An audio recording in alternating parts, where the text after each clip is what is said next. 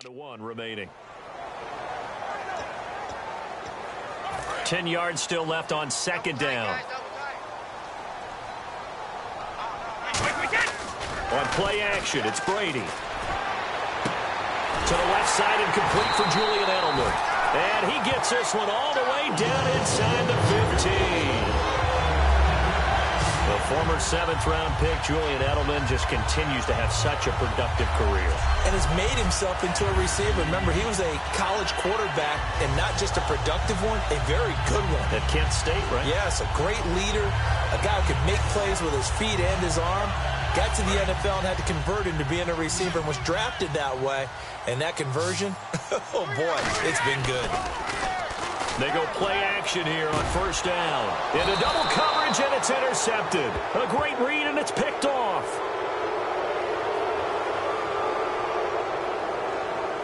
Holding offense.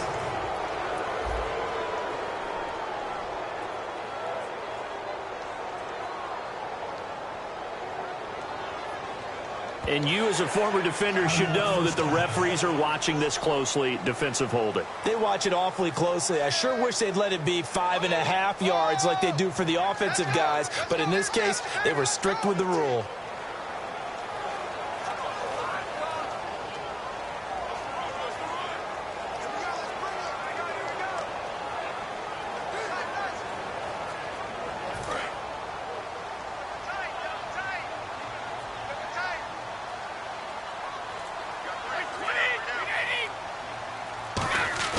Now a play fake here on first down. As a man, and it's Edelman for the Patriot touchdown.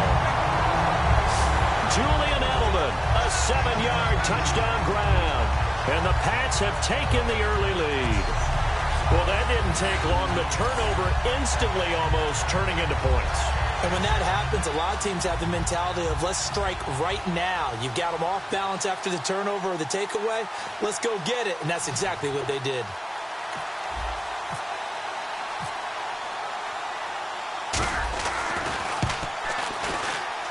And he gets it to make it 7-0 Patriots. A nice, tidy little drive there, getting the ball in excellent field position, and only one play to score it.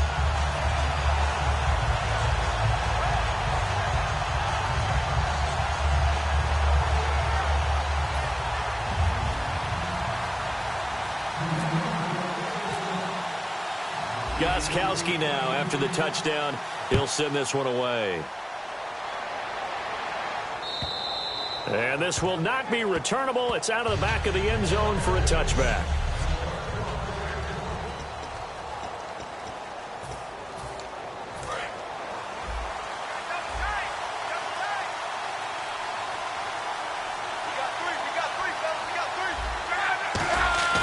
Play fake to Gore. It's Luck. Under pressure, and down he goes. Luck is sacked. Jabal Sheard in there to make the sack. He buries him for a loss of 10. Well, so much for setting the tone of the drive offensively. Giving up a big sack that loses that kind of yardage, not a great start. Here's the first carry now for Frank Gore.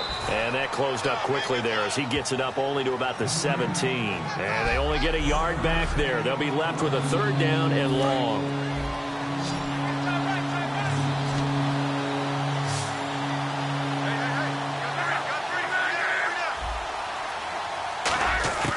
Third and long, it's Luck. A dump down to Turbin. And he's brought down after a good gain. It's a gain of 20 and picking up the first. And I know you can't really see it, but that play spells frustration with a capital F for the guys on defense. They covered everyone else, end up going to the running back out of the backfield, and he picks up a back-breaking first down. Now Luck. It's complete here to T.Y. Hilton. And he goes down, but not before getting this inside the 25. Luck to Hilton on the hook up there. And even 40 yards.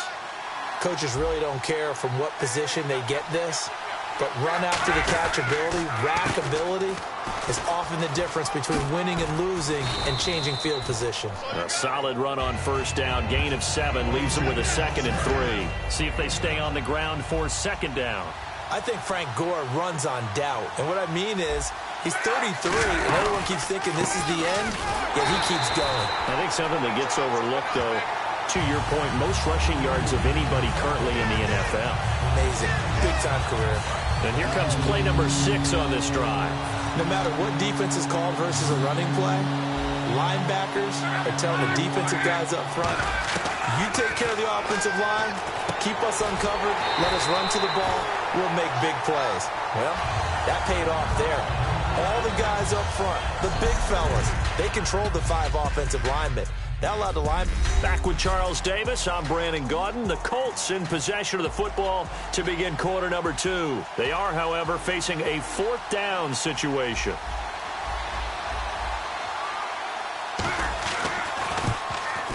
And Vinatieri's kick is good. And they are on the board, but still trailing. It's 7-3. So it goes down as an 8-play drive, and they cap it with the field goal. Yeah, they were able to pick up a few first downs along the way, but they couldn't keep the momentum going all the way into the end zone. This fielded a few yards into the end zone. And the decision to come out is going to cost him 5 yards with a new rule as he's taken down right at the 20-yard line. And now New England will take over again on offense, sitting at 10-2. But the big news, of course, losing Rob Gronkowski. Back surgery on December 2nd last week. Done for the year. This was his 3rd back surgery, so everybody's very concerned about his health and him coming back to play. But now they've got to adjust on offense without him. They had such a great tandem with he and Martellus Bennett, the other tight end position. But Bennett, he's a Pro Bowl player in his own right. They can shift everything to him and have everyone else pick up the slack. And he takes a shot on the release as this will be incomplete. Julian Edelman, the intended receiver. Well, Charles, a lot of discussion this year from us about MVP candidates, understandably so. What about guys who maybe would be in that MVP discussion if their team was performing better? David Johnson, the running back for Arizona, tracking for over 2,400 yards all-purpose. How about Drew Brees, tracking for another season of over 5,000 yards passing? And Luke Kuechly from Carolina. He's always in this discussion, but with his injury, that takes him out of it. But how about after he got hurt against New Orleans, the respect from everyone else in the league, the concern about his injury, that tells you about what they think of him. Into a double team, and it's intercepted. A great read, and it's picked off. And his guys are going to take over at the 21-yard line. Now the Colts offense gets ready to head back on the field. And last time able to get 3. It's not what they wanted. They wanted 6, but they got at least something. They mustered something out of the drive. They'll take it. I like the way you've described it. Not ideal, but they'll take it. Anything to put some points on the board. But this time on offense, they don't want to see the field goal kicker trot on the field. They want that ball in the end zone. Yeah, they'll be going for 6.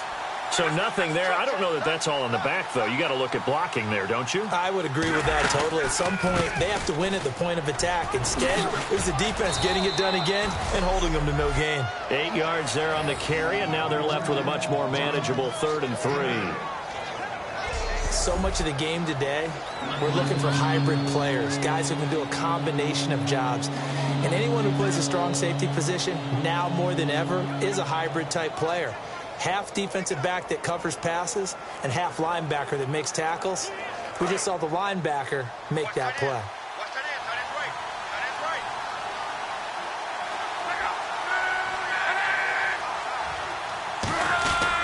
They'll try and pick up the first with Gore. No gain on the play there. A nice job defensively, and it likely forces a punt situation on 4th. Well, a well-executed blitz, no doubt. Great job by the linebacker. Maybe the quarterback, if he could have seen that, could have audibled there. Yeah, he needed to be in a different play because that one just meshed perfectly for the defense. All the gaps were filled except for the one the offense really wanted to run through, and that was filled by a big man wanting to make a tackle. And he made a great tackle.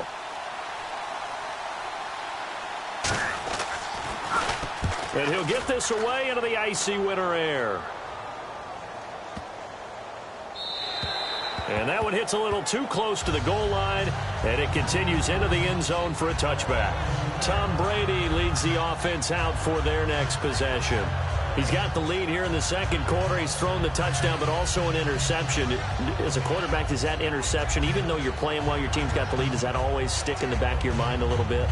For the best ones, it just upsets them that they did that because they don't think there should be any blemishes on their record. They think that they're way better than that. So your confidence gets tested a little bit. Being able to go back out there, maybe throw another touchdown, that'll tamp that down in a big way. Yeah, I can say he's looked pretty good to this point.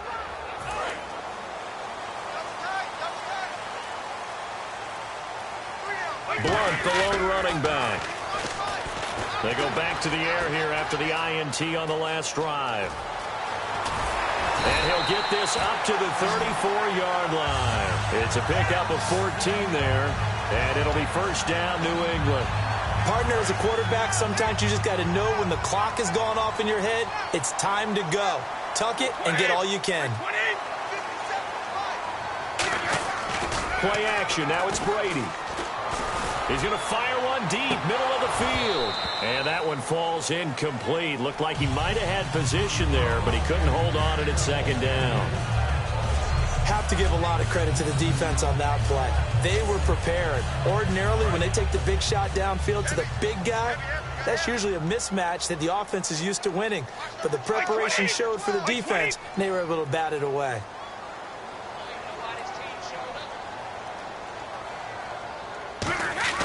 On play action, now Brady. And his throw's going to be incomplete. He was looking for Julian Edelman that time. And it's third down. That's a really fine play there because anytime you see a comeback route, that means you cannot just stay in one spot and make a play on the ball. You've got to move your feet and move with the receiver, and that's exactly what he did. He's got time in the pocket. And he'll have his man. That's Edelman.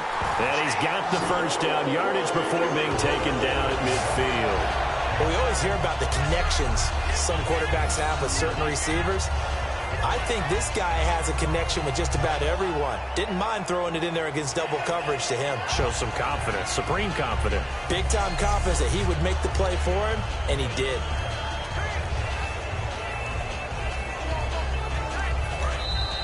Two minutes to go here in the first half.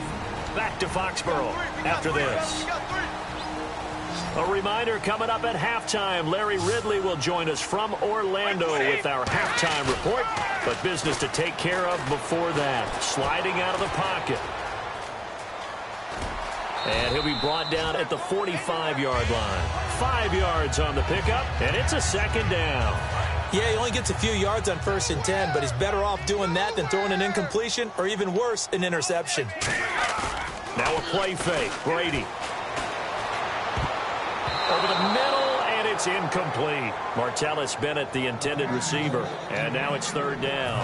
And the offense looks to pick up the first here on third after that incompletion. It's always tough for the guys throwing the football when they think they've got a completion and the ball's almost there, and then someone sneaks a hand or two in. And he's going to have to eat this one as down he goes. Henry Anderson. He's the one that gets him down. It'll be a loss of 5, and it'll bring up 4th down. And a play like that, with how far he had to go to make that sack, shows how athletic defensive ends have become in the NFL. And not just athletic, this is coached in a big way. Run to the football at all times. How about him never giving up on it and pursuing all the way across the field? Boy, a real head-scratcher there.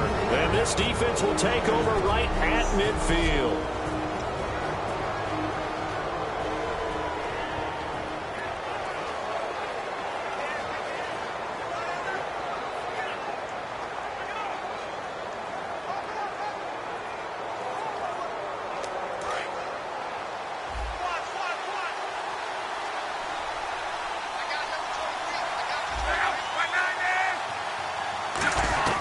From the 50, it's Luck. They go with a screen to Gore. It'll be a pickup of only a yard, and it'll be a second down.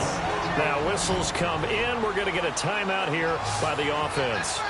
It's just their first, so they'll have 2 remaining here before we get to halftime. Throwing is Luck. And the reception made by Dante Moncrief. And he gets this one all the way down inside the 20-yard line. Now hold everything here. We're going to get a timeout by the offense. So that means they're down.